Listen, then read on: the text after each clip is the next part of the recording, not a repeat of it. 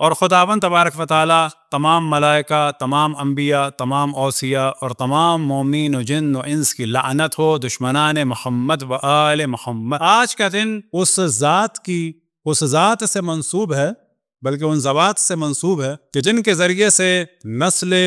کوثر آگے بڑھی۔ قرآن مجید کا سب سے مختصر سورہ یعنی سورہ کوثر، اور وہ سورہ کے جو در حقیقت ایک جانب اشرف الانبیاء کے بارے میں خبر دی جا رہی ہے کہ اللہ سبحانہ و تعالیٰ نے انہیں نوازا خیر کثیر سے، تو دوسری جانب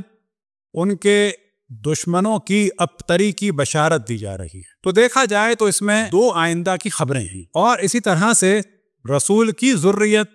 کا ذکر ہے اور ان کے مخالفوں کی ابتریت کا ذکر ہے۔ اب کوثر کے کیا معنی ہیں، تو اختصار کے ساتھ اور تیزی کے ساتھ توجہ دلائیں کہ اس سورہ میں اگر مراد ہے کوثر تو وہ اشرف الانبیاء کی ذات کے لیے جو خیر کثیر ہے وہ مراد۔ اب یہ خیر کثیر وہ ہے کہ جس کے آنے کے بعد اشرف الانبیاء پر سے ابتریت کی تہمت ختم ہو گئی۔ اب یہ جو ابتریت کی تہمت ختم ہوئی تو وہ اس عنوان سے ختم نہیں ہوئی کہ اے میرے حبیب، لوگ تمہیں بے اولادہ کہتے ہیں تو ہم تمہیں جنت میں نہر دیں گے یا حوض دیں گے۔ کوثر ہے، اس کا انکار نہیں ہے اس کوثر کا کہ خداوند تبارک و تعالی ساقی کوثر کے ذریعے سے ہمیں جام کوثر عطا فرمائے، تو اس کا انکار نہیں ہے۔ لیکن یہاں پہ سوال پیدا ہو رہا ہے کہ اس آیے شریفہ، اس آیے کریمہ، اس آیے مجیدہ میں کوثر کون ہے؟ تو اتنی بات واضح ہے کہ وہ ذات ہے کہ جس کے ذریعے سے ابتریت کی تہمت کو اللہ سبحانہ و تعالیٰ نے اشرف الانبیاء سے دور فرمایا۔ اور تہمت کیا تھی کہ آپ کی تو نسل اب چلے گی نہیں، اور یہیں سے سوال یہ پیدا ہوتا ہے کہ اشرف الانبیاء کی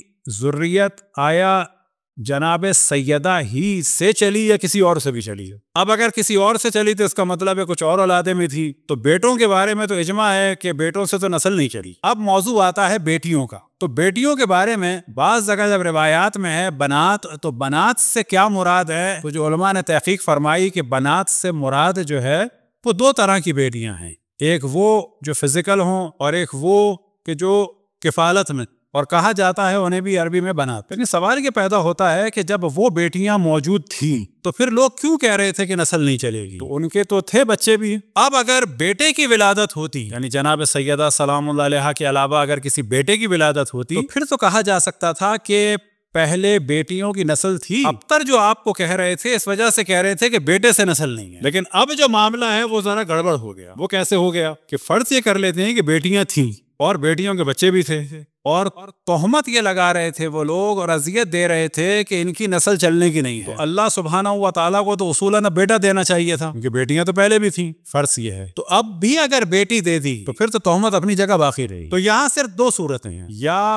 بیٹے کی ولادت ہوتی تو تہمت ختم ہوتی، تو بیٹا تو نہیں ہوا، یا بیٹی کی ولادت ہوئی تو تہمت ایز اٹ از باقی ہے۔ اب تیسری صورت نکالنی پڑے گی، وہ یہ کہ وہ جو بیٹیاں تھیں یا تو وہ اپنی نہیں تھی یا ان کی نسل جو ہے وہ نسل رسول اللہ نہیں تھی، تو اب اگر حقیقی بیٹیاں بھی ان کو مان لیا جائے، یہ سب فرض سے بات ہو رہی ہے، لیکن ہم یہ دیکھتے ہیں کہ ذریت رسول اللہ صلی اللہ علیہ وآلہ وسلم ان کے ذریعے سے چلی۔ اچھا، اہل سنت میں بھی جو لوگ اپنے آپ کو سید کہتے ہیں تو وہ ملاتے حضرت فاطمہ سلام اللہ علیہا سے ہی ہیں، جا کے امام حسن امام حسین ہی سے ملاتے ہیں، تو یہ بھی ذرا سوچنے کی بات ہے۔ تو یہاں پر جو بھی فرض کریں تو آخر میں دیکھتے ہیں کہ مشکل ہو جاتی ہے، سوائے ایک صورت کے کہ ہمیں ماننا پڑے گا جناب سیدہ ہی ان کی واحد بیٹی تھی، اور انہی کی نسل سے نسل رسول اللہ صلی اللہ علیہ وآلہ وسلم چلی جائے۔ اب یہاں پر میں ہمیشہ کہتا ہوں کہ جب گفتگو ہوتی ہے تو بعض دفعہ فرض کر کے میدان کو کھلا چھوڑ دینا چاہیے۔ مثال کے طور پر وہاں پر کوشش کی جاتی ہے کہ جی بیٹیاں جو ہیں وہ تو اور بھی تھیں، 4 تھیں، لہٰذا جب ہماری گفتگو ہوتی ہے کبھی بھی کسی سے ہم کہتے ہیں کہ 4 تھیں تو کیا کر لو گے، ہم تمہیں اور کھلا ہاتھ چھوڑتے ہیں 40 کر لو، 400 کر لو۔ لیکن سوال ہم یہ کریں گے،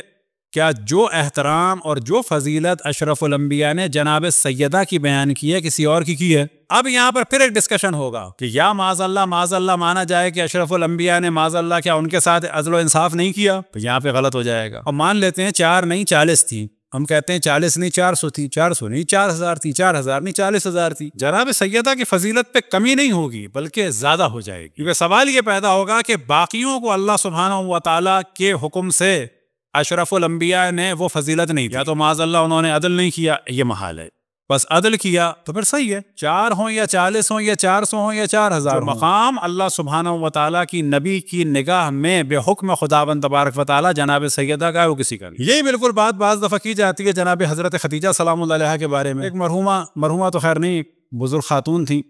کراچی میں تھی اور ایک بہت بڑی سیاسی فیملی کی تھی عراق سے، کافی عرصے سے ہمارا کانٹیکٹ نہیں ہے، اگر وہ زندہ ہیں تو اللہ ان کو طول عمر عطا فرمائے صحت عافیت کے ساتھ، اور اگر وہ دنیا میں نہیں ہے تو اللہ ان کو ان کے درجات کو بلند فرمائے۔ تو ان کی کسی ایک پڑوسن سے گفتگو ہوئی تو انہوں نے کہا کہ تم لوگ تو رسول کی فلانی زوجہ کا زیادہ ذکر کرتے ہو، تو یہ بتاؤ کہ خاتون کی اچھائی کیا ہو سکتی ہے؟ تو کچھ تو انہوں نے بیان کی، کچھ میں اضافے کے ساتھ کر دیتا ہوں۔ اگر اچھائی کا معیار ہے خاندان، تو جناب حضرت خدیجہ اور اشرف الانبیاء کا خاندان ایک تھا، یہ 4 نسلوں پہلے ایک تھے، یہ ایک خاندان ہے۔ اگر معیار ہے ایمان تو جناب حضرت خدیجہ پہلے ایمان لائی۔ البتہ ایمان لانے سے مراد یہ ذہن میں رکھیں، یہاں اشرف الانبیاء نے فرمایا، اعلان کیا بے حکم خداوند تبارک و تعالیٰ کہ مجھے حکم ہوا ہے کہ میں اعلان کروں کہ میں اللہ کا نبی ہوں، وہاں انہوں نے کہا کہ ہاں ہم تصدیق کرتے ہیں، ایمان لانے کے یہ معنی تھا۔ جب مولا علی کے لیے بھی کہا جاتا ہے تو یہ معنی ہے۔ ایمان لانے والے 2 طرح کے تھے، ایک وہ تھے جو مشرک تھے، ایک وہ تھے جو پہلے سے با ایمان اور دین حنیف پہ تھے۔ تو جناب حضرت ابو طالب، جناب حضرت عبد المطلب اور ان کے آباء و اجداد، اور اسی طرح سے جناب حضرت خدیجہ، اور اسی طرح سے مولا امیر المومنین، یہ سب دین حنیف پہ تھے۔ ان کے ایمان لانے کے معنی یہ تھے کہ ہم دین حنیف پہ ہیں، آج تک حضرت ابراہیم کی شریعت کو فالو کرتے تھے، آج آپ کو اللہ کا حکم ہے کہ آپ نے اعلان رسالت فرمایا، صحیح ہم نے مان لیا، یہ ایمان لانا تھا۔ کچھ وہ تھے کہ جو مشرک تھے، البتہ کچھ وہ تھے کہ جو مشرک تھے اور مشرک رہے، اور انہیں کہا جاتا ہے منافق، اور یہ جو منافق ہیں وہ ان مشرکوں اور کفار سے زیادہ خطرناک تھے، اور رسول و آل رسول کے لیے پرابلم کریٹ کیے، خصوصاً اہل بیت کے لیے اشرف الانبیاء کی شہادت کے بعد، وہ انہی منافقوں نے کی کہ جن کے بارے میں سورۃ توبہ میں اللہ سبحانہ و تعالیٰ نے آیت نمبر 100 اور 101 میں فرمایا، وَمِمَّنْ حَوْلَكُم مِّنَ الْأَعْرَابِ مُنَافِقُونَ، کہ جان لو کہ مدینہ میں ارد گرد جو بادیہ نشین ہیں ان میں منافق ہیں، وَمِنْ أَهْلِ الْمَدِينَةِ مَرَدُوا عَلَى النِّفَاقِ، اور اہل مدینہ میں ایسے ہیں جو نفاق میں شدید ہیں۔ اب اگر پہلی بیوی ہونا معیار ہے تو جناب خدیجہ، اور اگر مالدار ہونا معیار ہے تو جناب خدیجہ، اور اگر شوہر پر مال لٹانا میرا معیار ہے تو جناب خدیجہ، اور اگر بیوی کی موجودگی میں دوسری شادی نہ کرنا فضیلت ہے تو جناب خدیجہ، اگر اولاد ہے تو جناب خدیجہ، اور جب اولاد کی بات ہو تو پوری سورہ کوثر کی جو تفسیر ہے اور نتیجہ ہے وہ جناب خدیجہ۔ کوثر بغیر جناب خدیجہ کے نہیں ہے، یہ کوثر کی تفسیر جو ممکن ہوئی، یہ جو تہمت اشرف الانبیاء سے ہٹی ہے جناب خدیجہ سلام اللہ علیہا کی وجہ سے اللہ سبحانہ و تعالیٰ نے ہٹائی۔ اور اگر حسن و جمال معیار ہو تو جناب حضرت خدیجہ، وہ ملکۃ العرب کے نام سے، اور عرب کی اس زمانے میں ان خواتین میں سے تھی کہ جن کے حسن کا چرچا تھا۔ ان کی عمر یا 25 تھی یا 28 تھی، اور بعض اقوال کے نزدیک 40، کوشش کی جاتی ہے 40 وہ زیادہ کہ جو ہے وہ کسی کو کم سن بنا دیا جائے، اور وہ کم سے بھی گلے پڑ گئی۔ صلوات پڑھیں پر محمد والے محمد۔